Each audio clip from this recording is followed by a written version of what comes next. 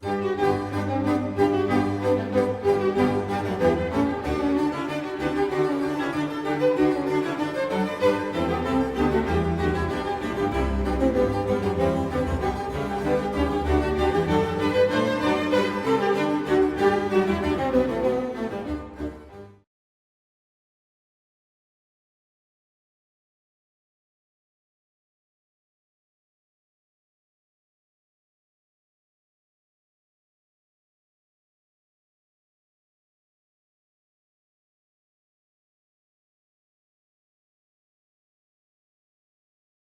be daylight, okay. All right. So I guess we should get started, right? It's like 4 o'clock.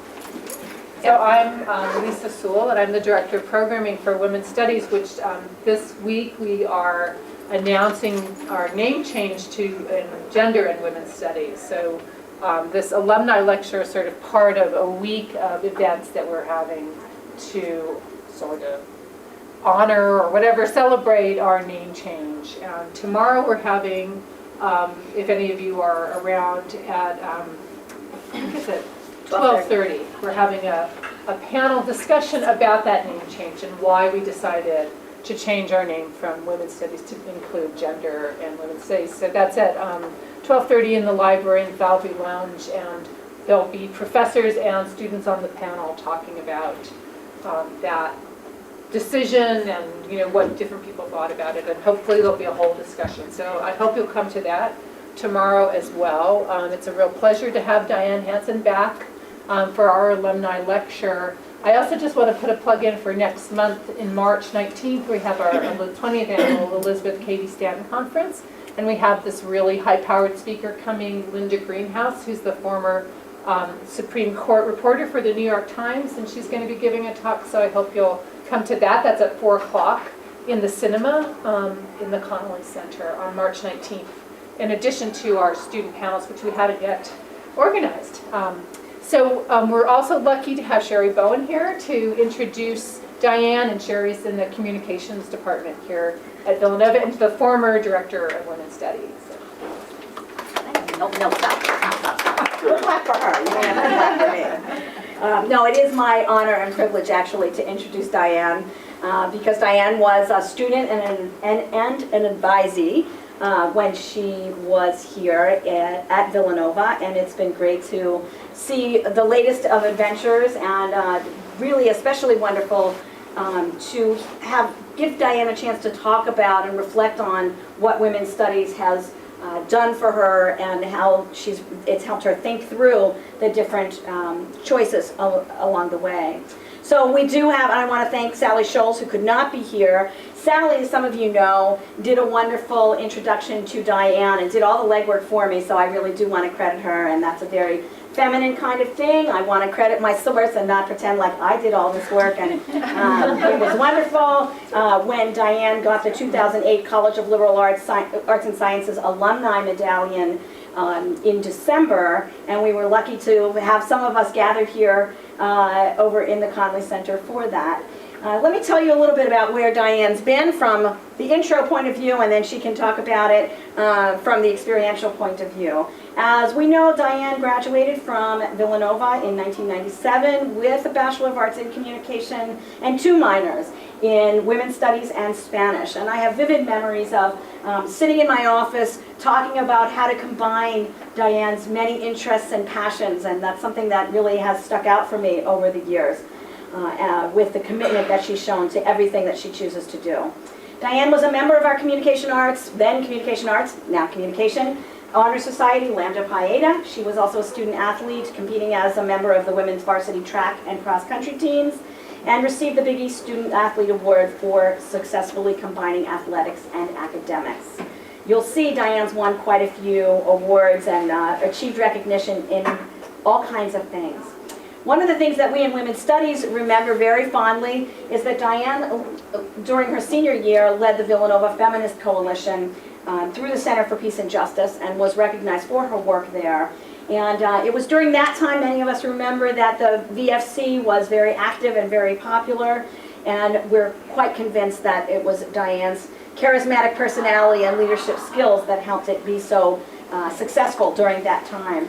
And I'm trying to remember whether I was there. I could have been otherwise, I don't know. Where was I probably, maybe I was. Supporting me from some direction. I was either there in person and have no memory because I'm old, or, you know, whatever. But Diane organized a very successful Take Back the Night march in fighting against sexual violence against women. And we know that it takes a courageous person to organize an event like that, and Diane stood and still stands as a role model to her peers in trying to help create an environment, indeed a world, that is safe from the threat of violence and sexual assault. Following graduation, I think I wrote a letter to recommend Diane for Loyola College in Maryland, where she got a master's in counseling psychology with high honors, and then she became a clinical case manager at a not-for-profit organization in Baltimore, dealing with the city's most seriously mentally ill individuals. Quickly, Diane climbed through the ranks and became a substance recovery specialist, working with adults with severe and persistent mental illnesses. Again, won an award for a most educational project with using a mask, a creative mask, to work with people with mental illness. This amazing program, says Sally, believed in the central value that high-risk people deserve high-intensity support, and that worked for that. The last 2 years, 2+ years now, almost 3, it'll be 3 in October, Diane has been a state trooper for the state of Maryland. She graduated from the Maryland State Police Trooper Academy in 2007, and we heard some great stories about that training. And as you can imagine, the academy is highly exclusive and takes only the most outstanding individuals. The candidates and applicants have to go through an extensive recruitment process and background check to get into the program and pass grueling physical fitness tests and compete equally between men and women, and we would have it no other way in women's studies. During her studies, of course, Diane excelled. She was one of only 2 women in a class of 50 and had the outstanding honor, the first female ever in the history of the Maryland State Police to graduate #1 overall among all her peers at the academy. Again, she continues to stand as a courageous role model for women. We all here at Villanova and at the Academy know that Diane is something special. We know that her Villanova background has helped prepare her for these different adventures that she has had. Indeed, one of the things that we were talking about was your training in critical incident stress management, which allows Diane not only to do some of the things that you might imagine and picture state troopers doing, but also in debriefing and supporting individuals, including other troopers, who have experienced traumatic events such as a line of duty death of a coworker, or an accident scene, or a police-involved shooting, or the death of a child. No doubt, some of the skills that she received here and her training as a psychotherapist under serious and difficult conditions has contributed to Diane being able to do that. It is with great pride and tremendous pleasure that I welcome Diane here. Some of you might remember that Diane's twin sister, Christy, inaugurated she's in the back, our alumni lecture series a number of years ago now, and it was, we're just thrilled that you could be here now. Thank you. Thanks, Diane.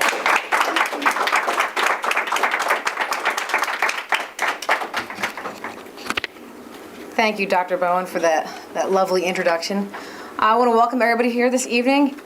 The irony of this situation is that, I do see several students, and I appreciate you all coming because I know it gets pretty busy and hectic, and it's hard to make, especially the afternoon things. And then I see people from, 7th grade, 6th grade. I see all my mom's friends, the nursing here supporting me. I see some farmers in the back. Linville Orchards is represented. If anybody knows Linville Orchards, it's represented in the back here. So I appreciate everybody for being here today. Particularly, I know it's getting kind of nasty out there with the snow and the rain. So thank you very much for coming. If I can get my cards in order here. Okay, as Dr. Bowen had said, I graduated from Villanova in 1997. I majored in communications, and I had minors in Spanish and women's studies. Let's see here. Now that we got this going here. Pretty much, if I don't know if anybody saw, I guess there are the little posters that we have hanging around of me next to my car. What I'm going to be talking about today are my experiences of justice as a student at Villanova, as a psychotherapist and substance recovery specialist, and as a Maryland State Trooper. Before I get into the presentation, I just wanted to offer a little more information about myself. Who am I?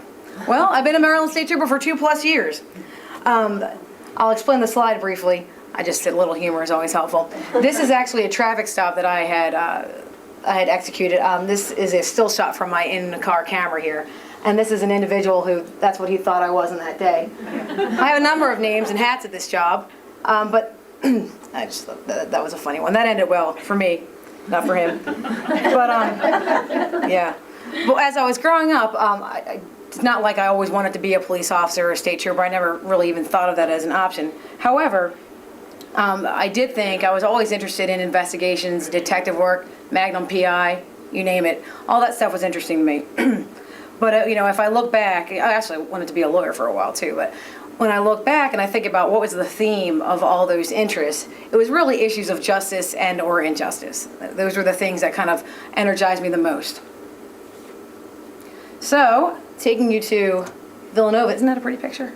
Yeah. That actually, I emailed, that's a postcard online. I emailed it to myself for the slide here. So in the fall of 1993, I came to Villanova. I was undecided at first, which is kind of, I don't know if anybody can relate to that. And I remember trying to pick different things, and I was always like, what are you going to do with that? What are you going to do with that? No one in particular said that. But eventually I chose communications. And I liked communications because it was broad and it allowed you to sort of go in all different directions. You could do anything you wanted with that. And I also encountered the Women's Studies program and, of course, Spanish as well.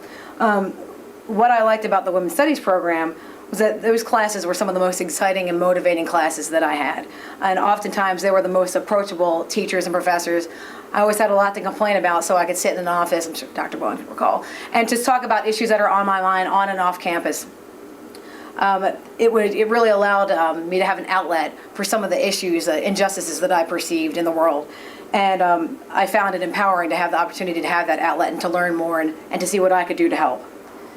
And again, I do encounter the most amazing people, and I was very inspired by the people that I could look up to. And at the same time, I think as you would encounter anywhere, any school, any place, while I was at Villanova, I became aware of issues both on and off of campus, things that I perceived to be injustices. For example, in some of my classes, I was exposed to a more global perspective. Some of the injustices that women around the world had experienced, such as female genital mutilation and the murder of female children in places like China. Those are some things that fired me up. I hadn't learned about those things before, and that, those are just a couple specific examples. But it kind of enlightened me to what other women were going through throughout the world. And then at a more local extent, I had the opportunity to experience things on a college campus. And a couple of things I actually experienced on occasion was a rhetoric around campus sometimes of sexual violence. And the example I'll give you of that is, I remember it was, we have Rush here every year. And, the sororities and fraternities try to get people to rush their different sororities or fraternities, right? So I remember there was a sign, it was all around campus, and it was a little picture, it was like, 8.5 by 11, and it was a stick figure, and it had a hammer in its hand, and it had nails, and it said, rush, whatever the was, rush blank, we nail them left and right. And I was like, wow, that's interesting. And I'm thinking, is anybody else aware of what that's communicating? And in my opinion, it was, I thought it was sort of an inappropriate and somewhat violent message. But the more frustrating aspect was that it also had the stamp of approval of the college on it. And again, I'm not implying at all that it was something that was intentional, that people were just acknowledging violence and that it's okay. But it's easy to not pay attention to those things and to not think that there's any meaning associated with them when there is. One other thing, and I see Dr. Nance is here in the audience. Another person who inspired me significantly. One thing I still talk about in my rhetorical analysis class. I did a little study of the rhetoric of the library carols over in Falvey. Of course, I don't think the carols exist anymore since there's just a computer and tables everywhere and a coffee shop. But back in the day, when we had to look at books and stuff, you have to, we'd be looking at journals and you're stuck in these little wooden carols, and I would be trying to work on some kind of, focus on some kind of whatever the paper was I was going to be writing. But instead, I would be drawn to all of the material, graffiti, for lack of a better word, that was on the carols. And most of it was, of course, it's immature, but most of it was, a lot of it was of a violent nature, sexual images about women, messages against women, negative things like that, that really, really distract me. I wasn't able to focus. I'm sitting there thinking, I can't believe I'm trying to do my work here at the school, and I'm focusing instead on these things. And so I did a whole big paper about that, kind of trying to raise a little bit of awareness about that. So I guess, talking about those things, I kind of wanted to take on every fight or everything that came up to, that I came against. I was like, well, how can I deal with that, and how can I fix that? And that was kind of overwhelming, because obviously you can't take on every battle. And I do remember specifically sitting in Dr. Bowen's office, and she did say to me, you have to choose your battles. And I remember thinking, really? I was like, don't I have to do it all?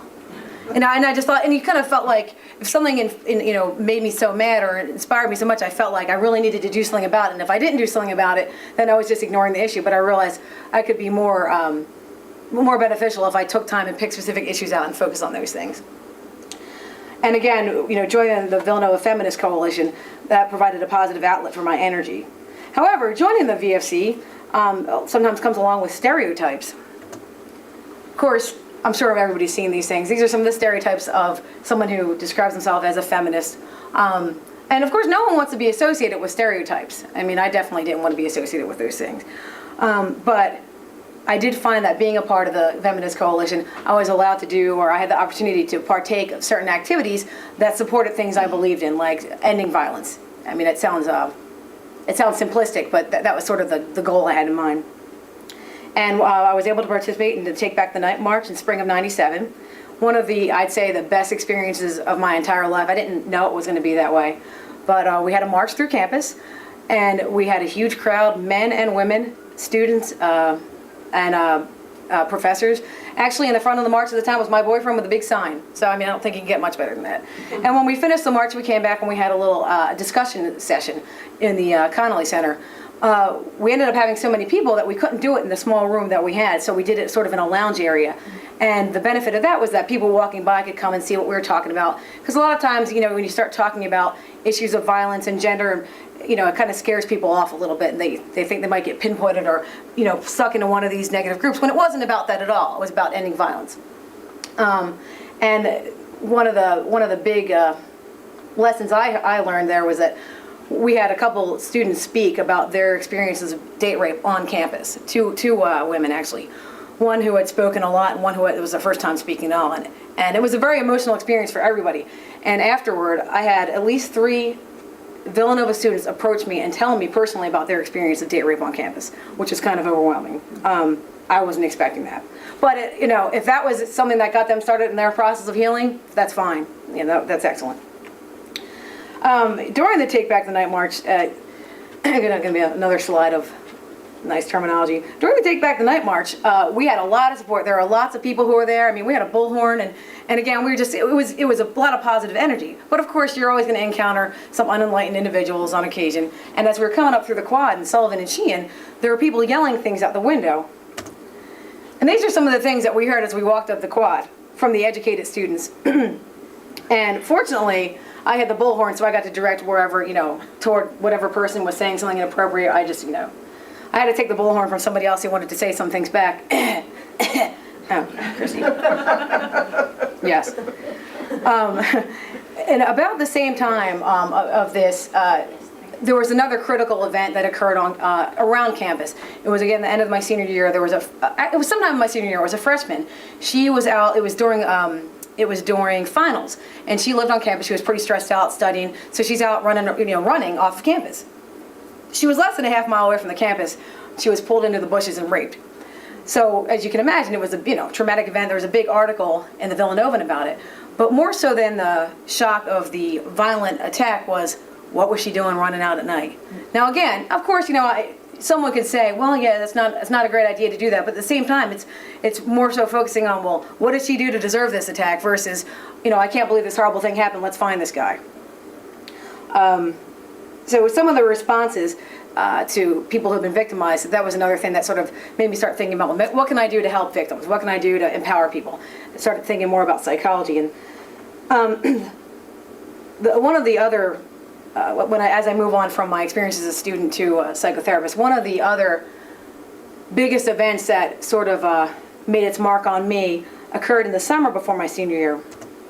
This is Amy Willard. I don't know if anybody's familiar with her. In 1996, in the summer, she was she was going to be a college senior like me, and she went up to, I don't know if any of the students are familiar with Smokey Joe's. She went up there in the summer to meet with some of her friends because she went to school out of state. I think it was James Madison, University. George Mason, that's what it was. That's on my next screen. But she went to, George Mason. So she went up to Smokey Joe's, hanging out with her friends. Little did she know that convicted murderer Arthur Bomar was in the bar. And he followed her home, taking the blue route down to the Springfield exit. And at that exit, which is the exit that I took every single day, and a lot of people take, he bumped into her car. And so at that point, she realizes, okay, there's been an accident here. She stops her car. Unfortunately, obviously she didn't know, she had no idea who she was dealing with. She was brutally beaten, sexually assaulted, and then she was run over with a car. Her body was found, I forget, not that long, a couple weeks or so later. She was pretty much thrown away like trash in a bad section of Philadelphia. And, it just obviously a horrible thing that Arthur Bomar was eventually caught. When he was caught, he was driving the vehicle of another missing woman. Maria Cabuenas was her name. Her blood was found in the trunk, but they never found her body. So that's another thing he was tied to. Of course, he did murder someone in Arizona prior to that, but he was let out after a couple years. Let's see here, same slide. Obviously, it's a horrible crime, but I know people are murdered every day, unfortunately. There's a lot of stuff that happens, a lot of bad events. But why was this such a big event in my life? I guess because I saw a lot of her in myself. We were both similar, in age.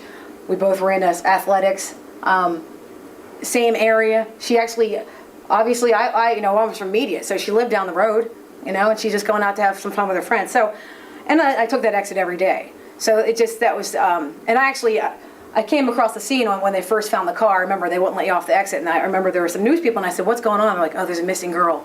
And then, of course, you find out everything that happened to her. But Arthur Bomar's on death row now in Pennsylvania. If there's a button to push or a needle, anyway. In summary, I knew I wanted to help victims, and so I probably needed some of my own help too, so I'm not really sure. I'm sure a combination of things guided me towards psychology, but that's what I chose. It's lovely Inner Harbor. Then at that time, let's see, fortunately I got accepted probably from some great recommendations into Loyola College in Maryland. Now they're calling themselves Loyola University of Maryland. My program was the counseling psychology program. I finished that in December of '99. Thank God. That was 2.5 years of hell. Oh my goodness, graduate school. I have anxiety just walking on a campus, by the way. Just not about like fear of a violent event, but of having to go to the library. And so I did that, and I thought, I'm going to be a therapist for the rest of my life. Yeah, this is what I want to do. I'm going to get a PhD. I don't think so. So after a couple internships, etc., I ended up getting hired by a program called Chesapeake Connections. It was a program, it's actually a very specially funded program in Baltimore City that worked with adults who have severe and persistent mental illnesses and addictions. That transitions me to issues of psychology and mental health and justice. Over my time, I guess it was after graduation, it was around 6.5 years I worked in mental health. During that time, I had an opportunity to work with children at an internship. I worked at the Sexual Assault Domestic Violence Center. And then, of course, my job that I had for 6.5 years. And from those experiences, taking them all together, I was able to come up with several themes, things that stood out over time, over my experiences, justice-related issues in the field of mental health.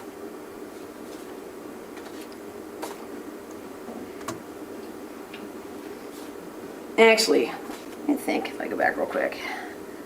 Well, you can read. But yeah, these are the 4 issues. The first one that I'm going to deal with is stigma. I don't know if anybody saw The Shining, one of the most frightening movies ever. Jack, and I put that on there just for a little, just a little humor and shock value. But I think pretty much people know what stigma is, but I'm going to read a definition of it.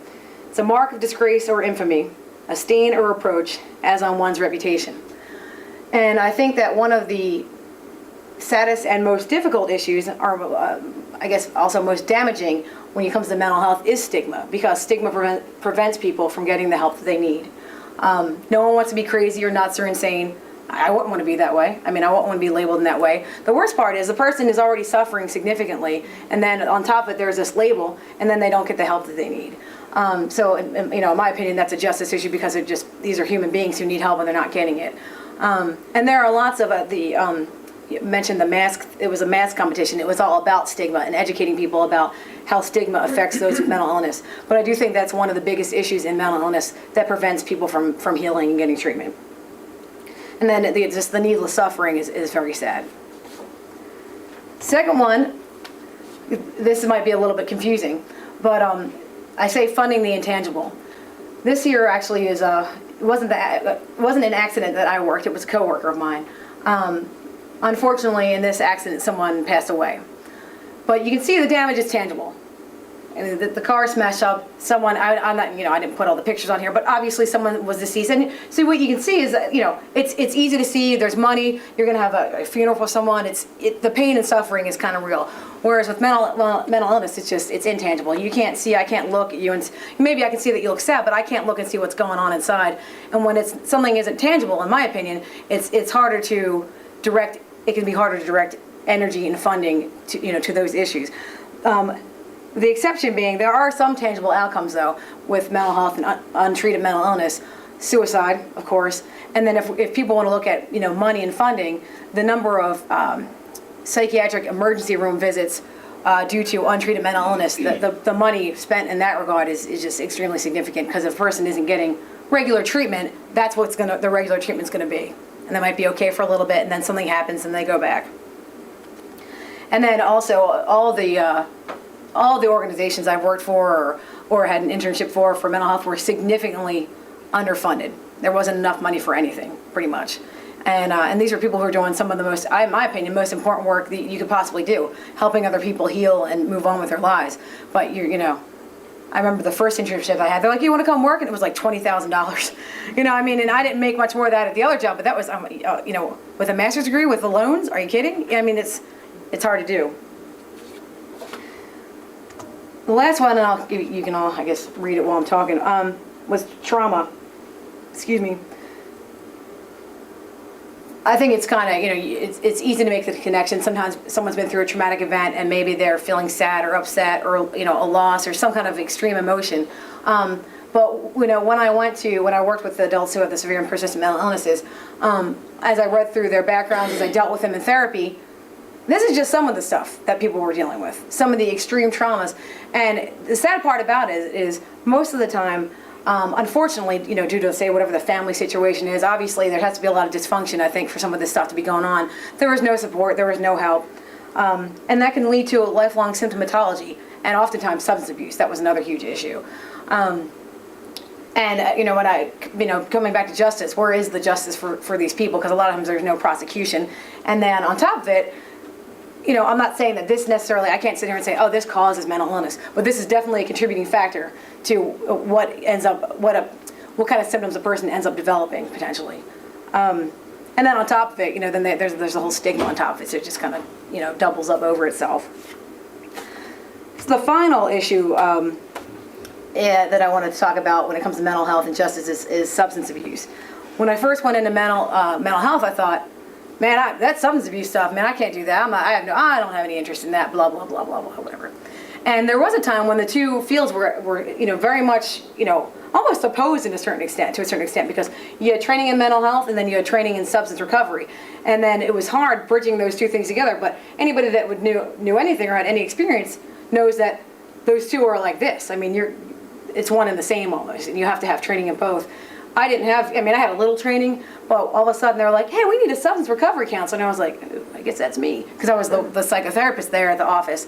So I did a lot of research and a lot of studying, went to some training, and actually found out that as difficult as it is to work in addictions and with such a high rate of recidivism, it actually was one of the more rewarding things I ever got to do. And I met some of the most interesting and actually amazing people. On a gender sex role kind of, theme, one of the things I encountered working with women and men, and maybe some people might guess this, was that when I worked with the women, it was women who were more often interested in coming into individual psychotherapy. It was okay, they felt okay talking about their feelings, etc.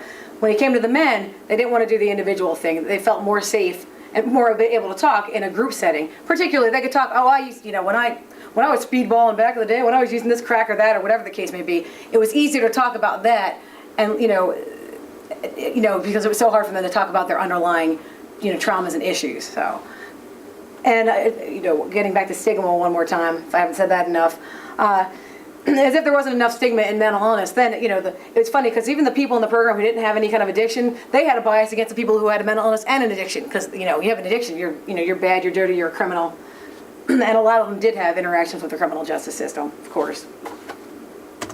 This is my transition slide. I couldn't come. I was getting brain dead. And actually, this is a good example of, I went from mental health to police work, and everybody had a million questions. How did you do that? What made you think of that? I really don't have a simple answer. I can say that as much as I enjoyed mental health, and I wouldn't ever exchange the experience that I had, I was starting to feel, I don't know if it was just a little stagnant. I didn't feel like I wasn't as inspired anymore, and I thought, one, I think I need someone else, and I need someone else who's more inspired needs to be doing what I'm doing.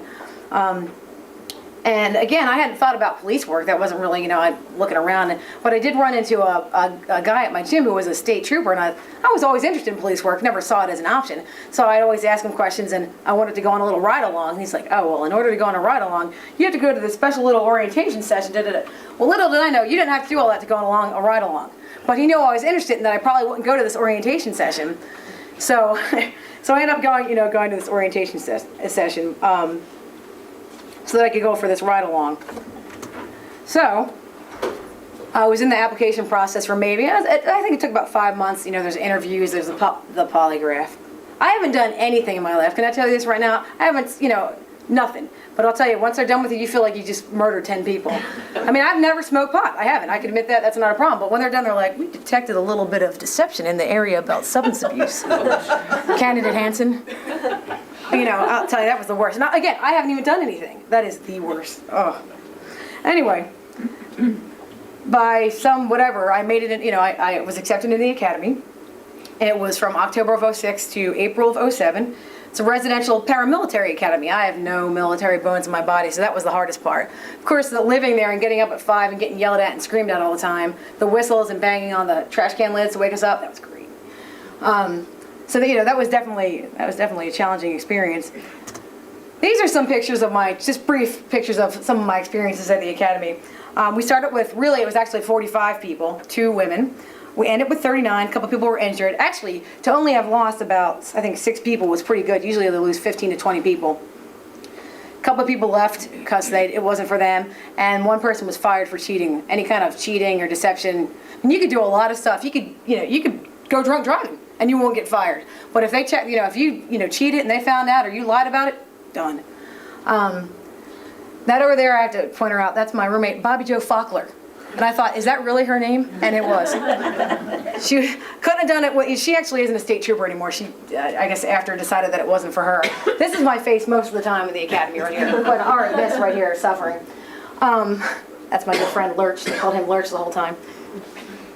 Yeah, they had names for everybody. I had a lot of names myself. But we were class 129. And as painful an experience it was, I can kind of look back and laugh a little bit now. Just I still have empathy for the poor people who are going through the academy now. That was something else. I'm just glad I made it. Excuse me. I was depressed half the time going through there. What number were you in the graduation class again? She already said that. That's my sister. She's very special. All right. Justice on the job. I don't know, do that. Huh. Anyway, okay.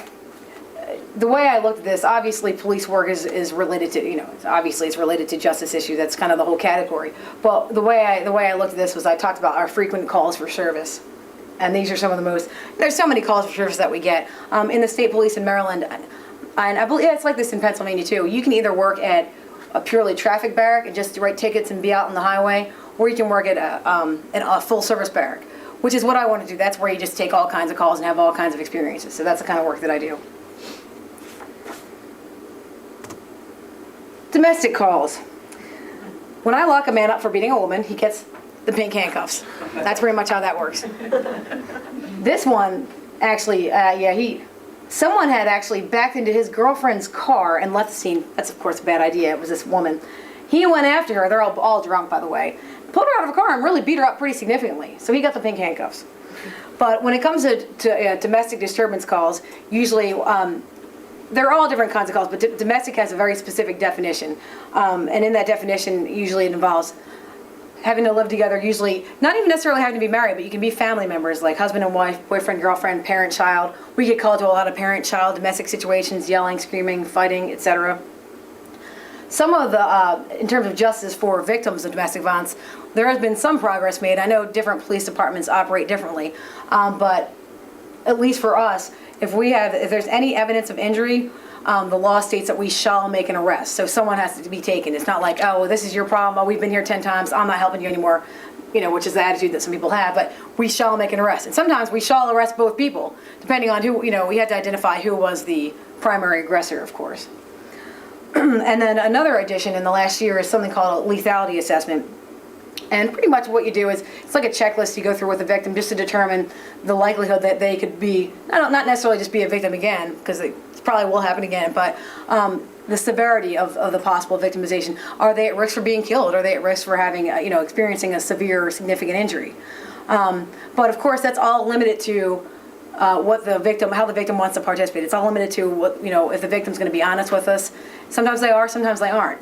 And the other, aspect, and you kind of hear about police officers and domestic situations. I know it's easy to get frustrated because you're there when you see the woman with a bloody nose or the black eye, and then you come to court and there she is holding hands with the person that did this to her. And it's frustrating, but I feel fortunate just because, in as much as it can be frustrating to me, and it is, having done the work before with victims and survivors, there are reasons that people go back. I'm not saying that I condone reasons or I want them to go back, but it does help me a little bit more. I'm still going to do my job. I'm still going to arrest. I'm still going to press. I'm going to do whatever I'm going to do my piece. And then at that point, I'll educate her and I'll let her know about protective orders and all the different things that she can do. I say she, and there are some he's in these situations, but primarily she's. I'll let her know everything she can do, and I do as much as I can to try and reach out. But you have to have sort of a psychological split there as well, because if you take it all on, it just breaks you down and you get burnout. Drunk driving. One of my favorites. This is a scene that I responded to last January. The victim's car is the blue, and this is the suspect's SUV. She was driving northbound, two-lane roadway. She was driving northbound. He crossed over the line. He's driving southbound and hit her head on. It was pretty bad, as you can see. They had to extricate her from the car. She was trapped in the car. And they both got flown out to University of Maryland Shock Trauma Center down there. And he had a couple bruises, your standard experience with the person who was drunk. She had 7 broken ribs, a broken wrist, and she had some trauma to some of her arteries. And what ended up happening with her was she was off of work for 11 months, yet she was the primary caregiver for her young daughter who had mental illness issues. She was a caregiver for her mother. Of course, her car was gone. And then she used to be very active. She had done all kinds of activities. She's limited in her physical activities now because there's all this continued threat, and all of the medical, I'm looking at the nurses here, all the medical stuff, I just know about the end result. Pretty much there was risk of her developing blood clots. And so she was, was limited in her activities. So her life has completely changed. I mean, just, she walks with a limp. She's just, she's not herself. And I couldn't wait to get to court. I was like, yeah, they're going to do something this time. So we get to court, and what the young gentleman who never expressed any sympathy at all for what he did, because there are some people that do, but this one didn't, so I wanted him to fry. He had what they call an 18-month suspended sentence. If y'all don't know what that means, you have 18 months in jail, but I'm suspending all of them, so you don't have to go. But you can have your supervised probation for approximately 18 months. Here's your fine. You can go to the, the victim impact panel, so we can hear from some other victims of people who, things that, sorry, you can hear from some other victims too. Sorry, a little fired up about it. So that's pretty much what happens. Now, if he were to do something again, and maybe, and didn't follow through with his probation, He might have some consequences, but I'm going to tell you right now, he's probably not going to jail. That's, it's absolutely amazing. I'm not sure. I sat here and I talked to a whole bunch of people trying to figure out, what's the reason for that? I'm not really quite sure what it is. I don't know if it's because people consider it unintentional or because it's so frequent, it happens so frequently, we'd be overwhelmed with people jailed for, drunk driving incidents. I mean, I'm not really sure. But, there are people who don't get jailed for their second and third offenses too, so. Yeah, that's the lack of justice right there. Okay, traffic stops. This is another clip of the one that you saw earlier. You always hear the stuff about routine traffic stop. Most people don't like traffic stops because it's usually associated with a ticket, some kind of other negative consequence. Though that, of course, isn't our only goal. I tend to be more of a warning writer, though I get some heat for that. Again, you really. Although most people are going to be respectful and act, you're not going to have a problem, but you always have to prepare yourself, and you always have to be ready because you never know who it's going to be that's going to have that problem. And this one, the individual here, I pulled him over for speeding. He didn't even know I was going to. I don't even think I was going to write him a ticket. It was just I thought, depending on his record. And as soon as I approached him, he was fired up and hot, and he just couldn't. He was obsessed with this Honda Accord that I didn't pull over the Honda Accord, and all I could get out of him was, "What about the Honda Accord?" And that's all I heard, and it was just like that. So he got fired up. I had to call for backup. His son comes out. It was his son, little Vanilla Ice, that was out here with me. That was the one who was coming out, But Dad got pepper sprayed and jacked up. Dad was a big mountain man guy. And the son got jacked up himself. Unfortunately, I wish I had the video because it's quite entertaining. In fact, Dad said, we got our pepper spray. There's a whole, we can't, obviously it's not like we can just pull out our guns and be like, oh, well, I don't like you, There's a whole, there are all these different steps and assessments you have to take. What is it called? I should know this. It's in terms of lethality. You have to take certain steps, obviously. So pepper spray is one of the steps. And I remember we said, pepper spray is one of the worst things ever. We got sprayed twice at the academy. It almost broke me. I was like, can you stab me the second time? When we had to go through it the second time, I was like, just stab me or shoot me. I'll take that. Anything but the pepper spray. So this guy said, pepper spray means see what happens. Let me tell you, he got pepper spray. And he's like, "Woo!" On the side of the road. He was shaking. It's all on his face. And he's like, "Woo!" And I was like, that's right. Tough guy. Can you do that one more time? No. he was, because he had this beard and I'll tell you, all your mucous membranes open up, just snot. It was impressive. He got the pink handcuffs too. Actually, he got 2 sets because he was a big boy. So he got half pink handcuffs and half silver. Anyway, I will add as a note that speeders, reckless drivers, and drunk drivers kill more Americans than are murdered each year. And just another thing, again, obviously we're out there for traffic enforcement, but one of the other things about traffic stops is it gives us an opportunity to I guess, find different people who we might be looking for too. And just for a quick example, I have a list of some murderers who were captured on traffic stops. Ted Bundy, traffic stop. He had a whole list of things. Actually, on the site, it actually had what they were stopped for, like no license plate, stupid stuff. If you're going to murder people, put a license plate on if you want to get away. I don't understand. David Berkowitz, who was the son of Sam, if anybody remembers him. Timothy McVeigh. And Wayne Williams, if anybody's familiar, he murdered a lot of children in Atlanta, unfortunately.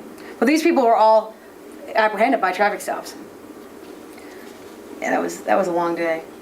Anyway, he ended up going to the hospital too because he was like, I just love when someone acts so tough and then all of a sudden they're crying like a baby. All right. The juxtaposition of mental health and police work. This is another example. Suicidal subjects. We have a lot of these. A lot. The first thing I have here is DOAs, of course, dead on arrival. I've been to a lot. There are a lot of people who die of natural causes in their home. We go to a lot of those. But I have been to several, actually 2 completed suicides. Some that were close. So that's something that we end up dealing with. Usually the person has some kind of a history of a mental health issue, and then obviously some other traumatic event like a big loss that they just had. Maybe their wife or whoever just left them, whatever the case may be. Some of them are pretty disturbing. Usually men end up using more lethal means, so you're left with a scene that's disturbing, like I said. What we find with those is oftentimes more women, and if any kind of psychology literature, you'll find a lot of this stuff, more women attempt and more men actually complete the suicides.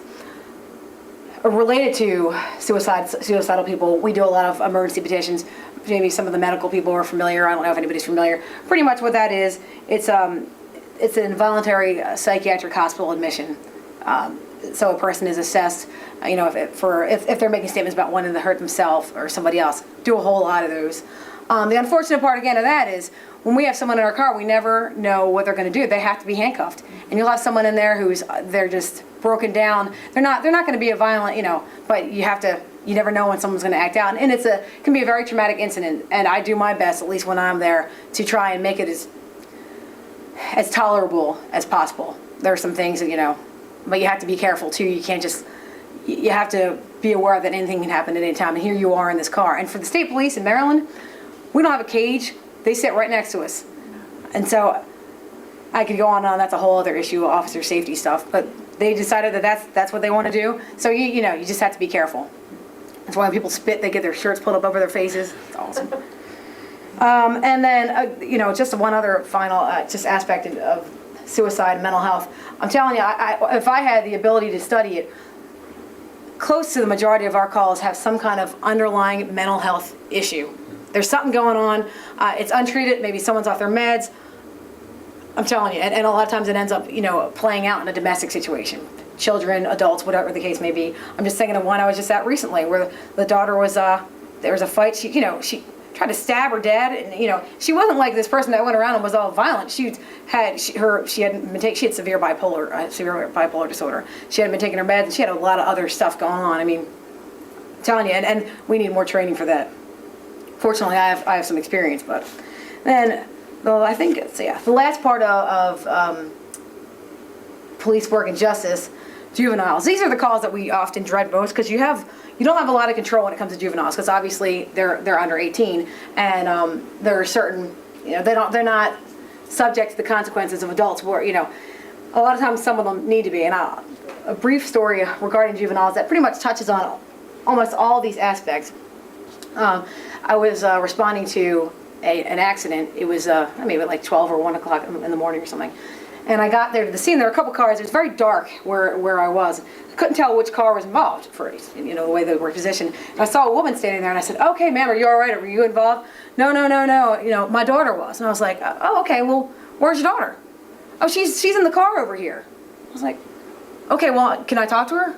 "No, she don't need to. You know, I don't. Why do you need to talk?" I'm like, "Get your daughter out of the car!" Like immediately, obviously, she's trying to hide something.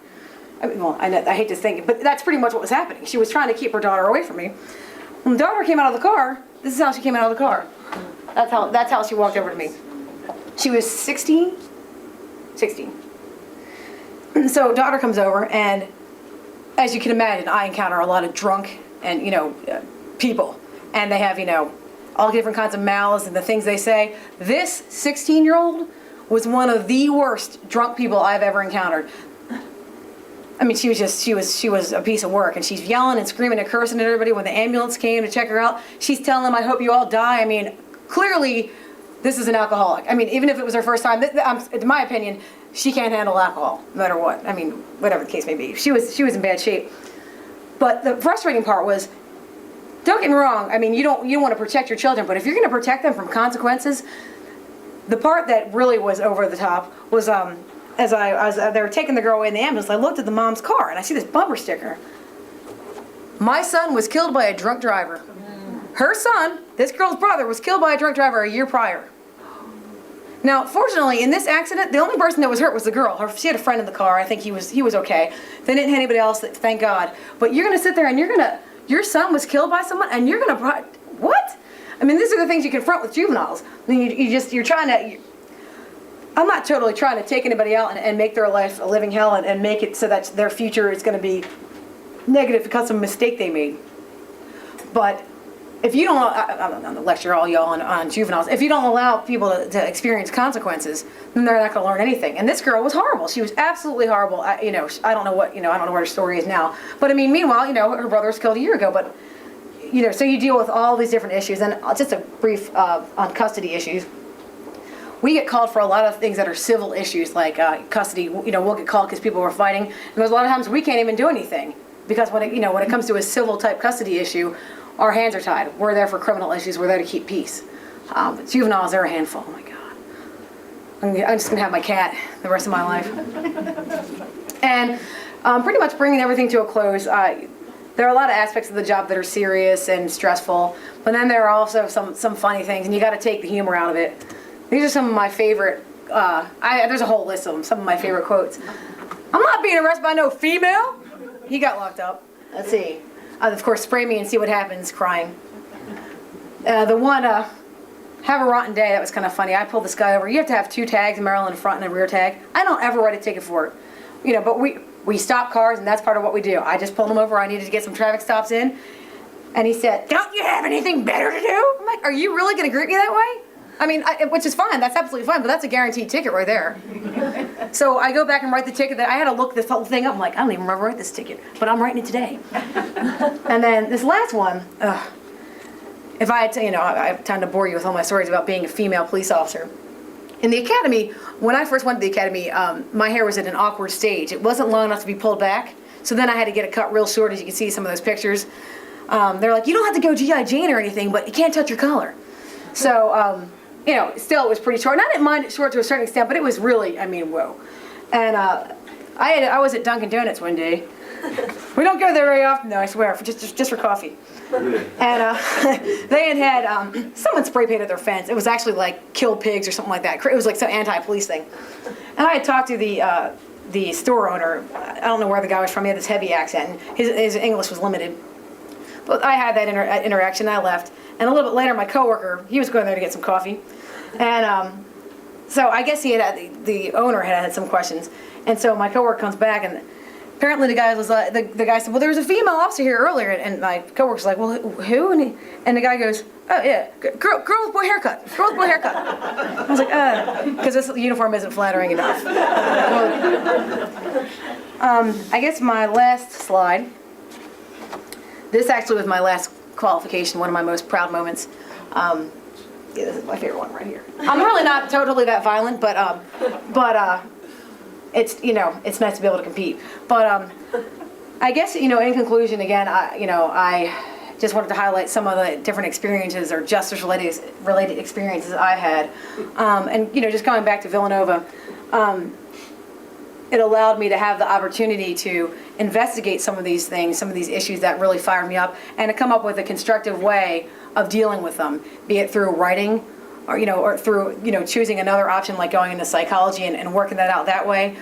There's just always someone here for me to talk to and to get support from, and I really appreciate that. I also appreciate the opportunity to come here and speak. Thank you so much, Lisa, Dr. Bowen, everybody for coming. I know it was a crappy night, and I appreciate your time. If you guys have any questions, I have answers. Thank you.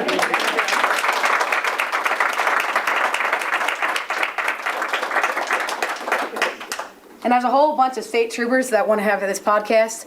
Can I just tell them it doesn't work? Do you know I'll get killed for this? They'll make fun of me, so I'll never hear the end of it. Yes, ma'am. You're talking about domestic disputes.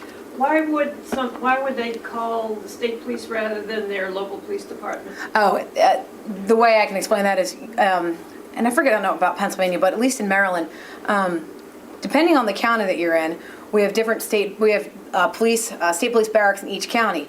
Now, the county that I work in, which is Carroll County, Maryland, it just so happens that the state police barrack is the primary law enforcement agency in that area. Now, there are county police officers, and they will respond to some calls. But for it used to be, at least in Maryland, that state barracks were the primary law enforcement agency in a lot of counties. But most places it isn't anymore. Mostly it's county officers that will respond, and the state will back them up. But it's the one county left where we get the first call. That's all. And then and then actually the counties a lot on the they have little cities, and sometimes they'll have their own officers in the cities too. But it just depends on the county that you're in. That's all. Sure.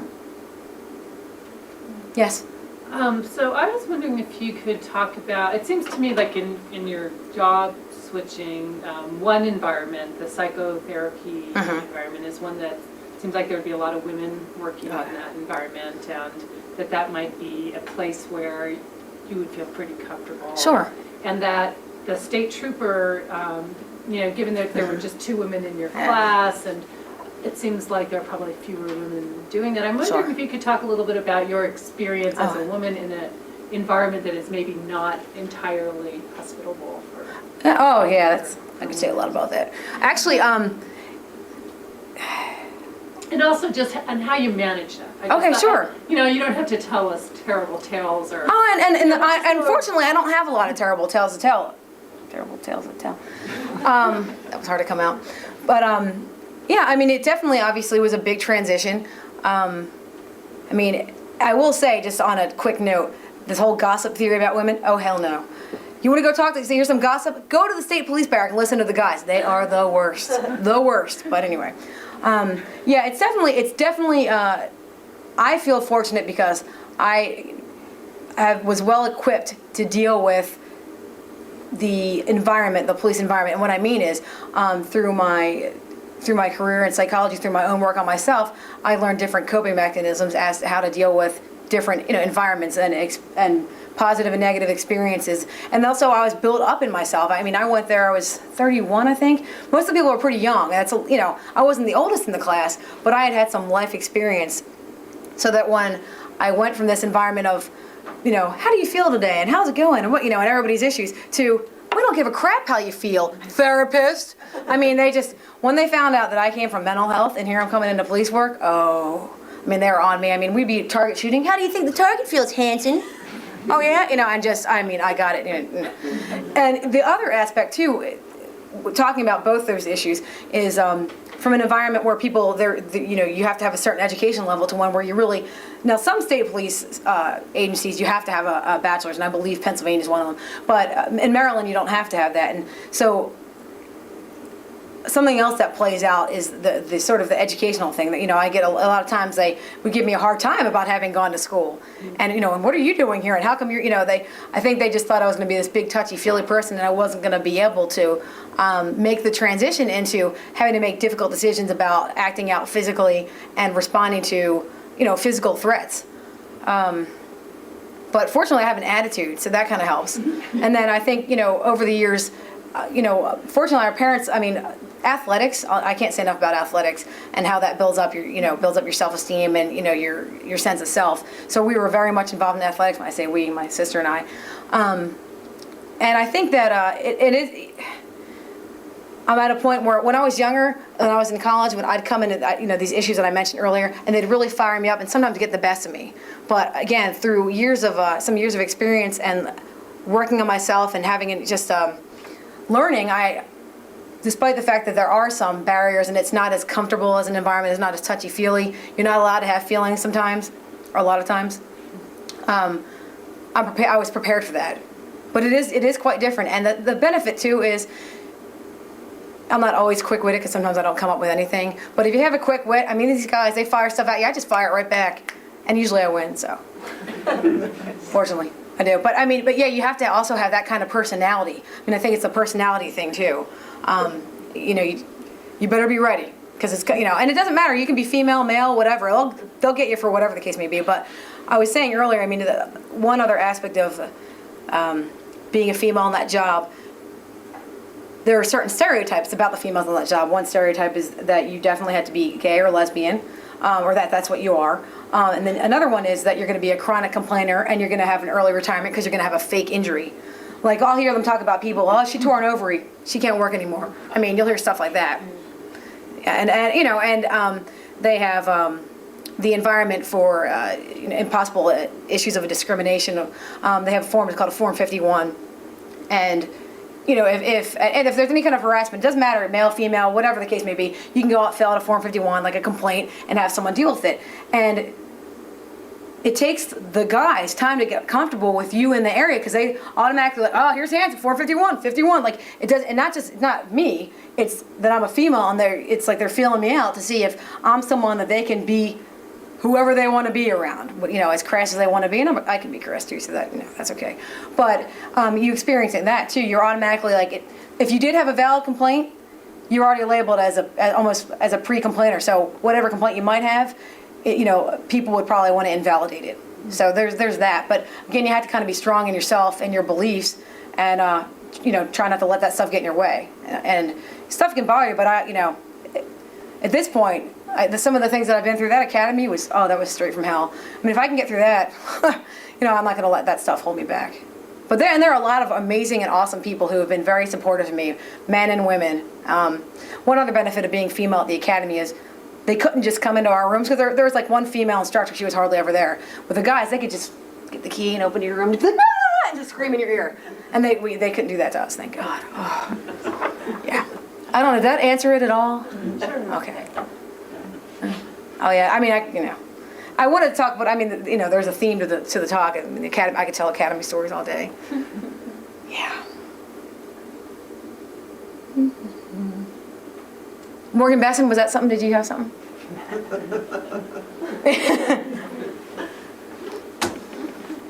Go ahead. Does having your degrees, your bachelor's and your master's, allow you to rise in ranks quicker now that you're now that you're a trooper? That's a good question. Not necessarily in rank, because there's a whole system of testing and stuff. But what it will do, and what I'm so for, again, and people say, oh, you have these degrees, why are you in police work? Let me tell you, having the degrees and the experience, one of my plans is to get into a specialized division. There's all kinds of really cool and elite divisions. Like right now, I'm working on getting on our hostage negotiations team. That would be awesome. And having that background, having your education, because you'll have someone right next to you who doesn't have that education, and that's going to put you they have all the different criteria they want met to get to move on to whatever team you want to move on to, and that definitely will when I start applying to get onto some of those teams, I'm already going to be up here. Excuse me. Like I know there's so many different teams but that I would love to do homicide. That would be awesome. And then computer crimes is also interesting. But so it will allow you to move around the agency more and to get some more of the really cool and elite spots. But it won't necessarily bump you up in terms of your rank faster. Though if you're someone who's used to studying, some of the rank tests are actually really challenging. So having good, and that helped me get through the academy. Study habits were really important. We'd have study sessions where everybody's in the room, people are farting around, and I'm just sitting here like this. I was reading everything because I wanted to do well. But having some of those skills that you got from being in school, help you go very far. It helps me every day. We write a lot of reports, and the writing skills that I got from going to school. These people, I can't even believe some of the stuff. If you read what? It's like Stone Age stuff. I don't know how they do it, but fortunately I have that experience, and it helps me, progress in my job, if that answers. Thank you. Sure, thank you for asking.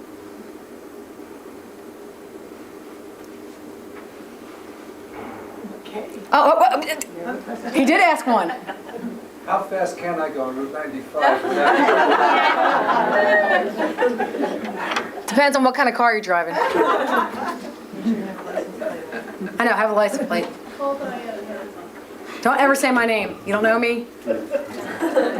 I did have someone just say this to me last week. It was a bad day. Everybody was being a jerk on the road. And this girl says, do I need to call my friend so-and-so? I was like, is that the first thing you're going to say to me? First of all, I don't even know your friend, number one. She got a ticket. Just don't give me the attitude, you know what I mean? You know I'm going to write you a ticket. All right, sorry. Everybody's different, though. Everybody's different. But thank you so much for coming, everybody.